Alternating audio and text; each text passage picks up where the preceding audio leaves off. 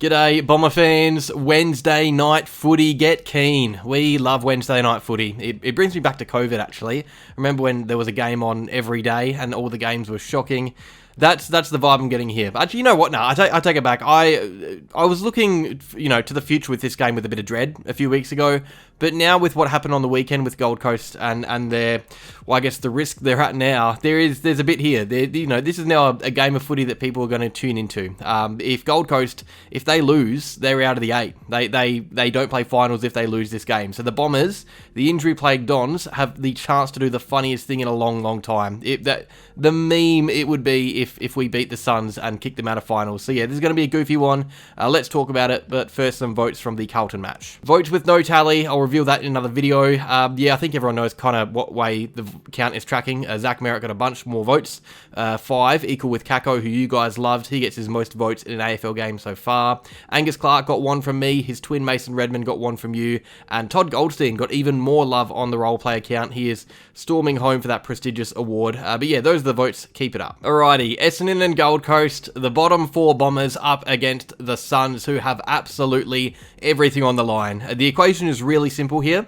If Essendon win, Gold Coast miss the 8 and the Bulldogs stay in. If the Suns win, they for the first time in their history play finals footy, knocking the Dogs out of the 8.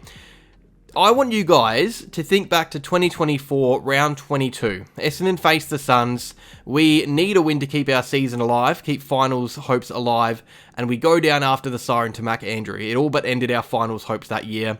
I wonder if the Bombers are going to be thinking about that game tonight, because, well, the Suns ruined our chances, and maybe we look to enact a bit of revenge and ruin theirs. I think if the Suns had beaten Port Adelaide on the weekend, I would be carefree going into this game. I probably, would think making a preview is a chore. But because Port Adelaide somehow won that game, and now Gold Coast have to win here, I think this is an incredible opportunity for the Bombers to play high-stakes footy ahead of time. And that's why I am now, all of a sudden, really keen to see the Bombers play some more footy, some classic Wednesday night footy. I think if everything is on the line for the Suns, everything should be on the line for the Bombers too. And this is a great way to turn a dead rubber game into a really high-intensity game of footy, because this doesn't matter for the Bombers. Like, we're not expected to win, and we don't have to win. We're not even really expected to get close. The bookies aren't giving us a chance, but we could try and give them a scare and not let them steamroll us for 4 quarters. I actually think there is a game to talk about here, because I didn't a few weeks ago, but now that the Suns have to win, it kind of increases the stakes for the Bombers too, which means this has the potential to be a fun game of footy. So this game was originally supposed to take place in opening round 6 months ago, or whatever it was. It was rescheduled because of the cyclone. Now on Wednesday night, we have clear skies, sore bodies on short recoveries. It's probably shaping up to be an open game of footy. There's definitely going to be work to be done at the contest. Unfortunately, our midfield's just destroyed by injury. And you look at the Suns and it's scary.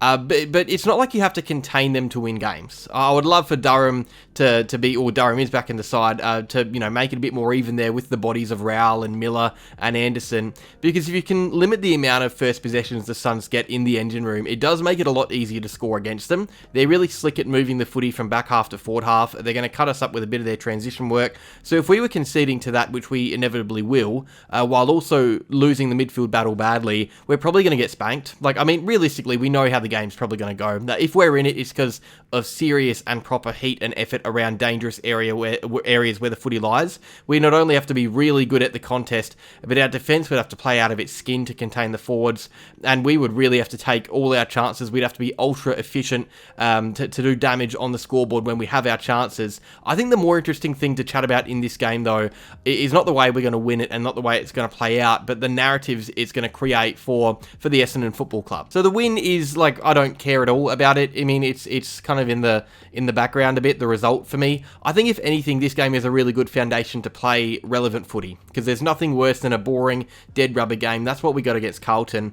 But this game is going to have my attention for a few reasons. One is now going to be how the young boys stand up against a team who will likely be playing full pelt to try and get the win. For Gold Coast, it's a final. It's now because it's a mini final for the Suns, it's now a mini final for the Bombers as well. It's an elimination final for the Suns, so they're going to have to be hot. They are going to be tough. They're going to be playing for the win.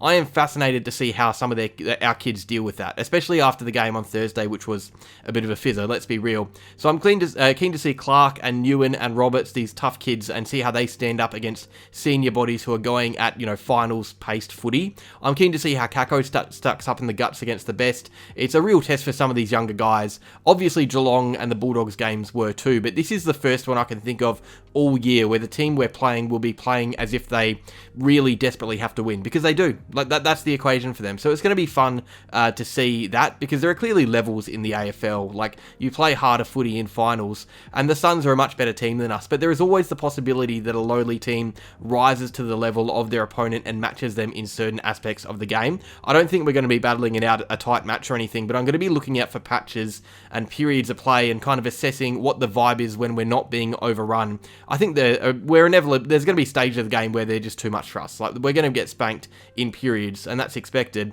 But when they're not spanking us, when we're actually playing decent footy, I'm keen to see what that looks like, because those patches are going to be the best look at the future that we get this year, I think. Proper high-stakes footy well before we should be playing it. And also, you got to look at the list changes that could be made with the Bombers. Like, there are going to be players in this game who will be delisted or traded at the end of the year.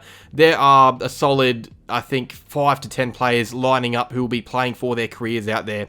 You look at the out-of-contract crew who featured or are featuring tonight. We have 8 out-of-contract players. We've got Pryor, Blackiston, Menzies, McMahon, Goldie, Shield, Lawal, and Laverty. Those guys, there are 8 of them. Of we know, Shield is leaving. The rest are yet to be offered contracts. And sometimes games like this are the difference between receiving that extra year or being left on the outer. I remember 2018, Essendon against Port Adelaide at Adelaide Oval. Jayden Laverty was all but delisted that year, and then he comes out and kicks 3 or 4 goals in the final game, and that's probably what kept him on the list. And funnily enough, 7 or 8 years later, he's in the same situation, playing for his career. I look at, guys like McMahon. If he comes out and kicks 6 goals, it's going to be very hard to delist him, or if Menzies or Goldie have a stinker, that might be the final straw. This game is almost as important for Rosa. It was probably more important for Rosa than it is for Scott. It is. I look at guys like Guelphy. This is a defining game for a guy like him. Even not players that are at risk on the list, but players, positional wise, like McGrath in the midfield. Whether another good performance there makes us rethink our midfield strategy, and whether Ewan can lock down and give us a different defence in 2026.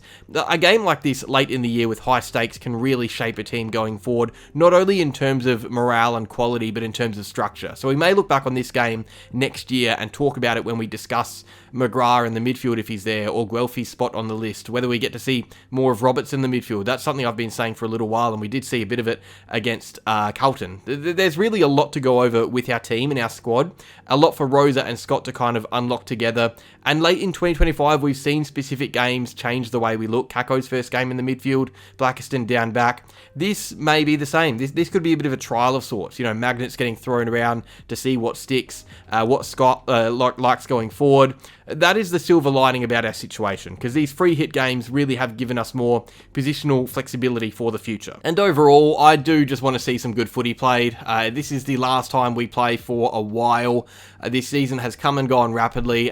Honestly, it feels like a month ago that we were talking about this game to start the year in opening round before it was cancelled. So yeah, I'm going to miss these previews and the stress of going into a game week. We've got finals soon, but we're not going to be seeing, Archie Roberts and Isaac Kako, so it's not the same for Bombers fans. I'm just keen to see these guys out there one last time having fun. I think as much as it would be great for them to experience high-octane footy, it would be even better for them to just be out there having fun with each other after a tough year, because, that's how you build culture. I'd love to see some highlights, some big goals, some big tackles, some moments of excitement, good connection between the kids. This is the last time for 6 or 7 months that we're going to see the Bombers play. So yeah, let's just enjoy it. We've all been pretty angry for most of the season. Now it's about to end. Let's just sit back and enjoy some hopefully good footy. Prediction coming in a sec. Let's talk team news. Team news. For the first time doing this, we've got the teams out. It's a Wednesday game, so the Tuesday teams were released last night. Sam Durham and Jayden Laverty are back in after missing against Carlton with their respective niggles. Jade Gresham is out with personal reasons. Zach Johnson has been admitted, which I am not a fan of. I I don't like that. I'm a big fan of Zach Johnson. For Gold Coast, you've got Daniel Rioli, Bailey Humphrey, and Jake Rogers coming in, so they're going really hard to get the win. They're obviously, not resting anyone, and you've got Sexton, Adams, and Gulbin out as well for them. All right, prediction, I am going to go for the Suns to win this. I think they are the better team, the much better team. They got to win to keep their season alive. There's more at stake for them. It would be really funny if we beat them. Like, that would just be a meme. And for me also, right, my second team is the Bulldogs, so that's my family's team. I usually go for them in September when the Bombers aren't playing finals. So I've got even more at stakes here because, if we don't win, it would mean the Bombers and the Bulldogs miss, and I don't know who in the 8 I would go for in finals. I don't like a lot of those teams. But yeah, I think this is an important game for the club and an important one for us to be watching. I'm tipping the Suns by 40 points. I'd love an upset, but yeah. That is that, though. That is the last prediction of the year, last preview of the year. Plenty more content to come, though. Probably more content. We've got the AFLW, which is still going. The draft, trade, plenty coming up. Cheers for the season, everyone. I'll talk to you again tomorrow, hopefully after a Bombers win. Make sure you like, subscribe, and go Bombers.